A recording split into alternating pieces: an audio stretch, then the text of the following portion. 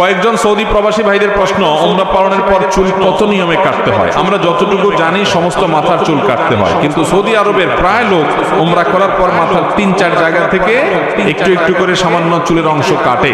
তারা বলে চুল কাটা হয়ে যাবে। এই বিষয়ে চুল কাটার বিধান কি?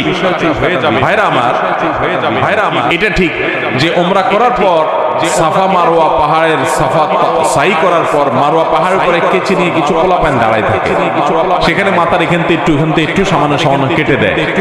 এখন এটা দিয়ে অনেকে মনে করে যে উমরা হয়ে গেছে। না, এটা তো হবে না। কারণ আল্লাহ তাআলা কোরআনে কারীমে পুরো মাথা মুন্ডন করতে বলেছে, অথবা পুরো মাথার চুল ছোট করতে বলেছে। ওয়ামুকাসসিরিনা লা তাখাফুন, যারা পুরো মাথার চুল ছোট করছে তাদেরকে বলছে তাদের ভয় নাই, হয়ে যাবে। কিন্তু আল্লাহ তাআলা মাথা মুন্ডন করার নির্দেশ করেছেন। নবী করিম সাল্লাল্লাহু আলাইহি ওয়াসাল্লাম দোয়া করেছেন, আল্লাহুম্মা আরহামিল মুহাল্লিকিন, আল্লাহ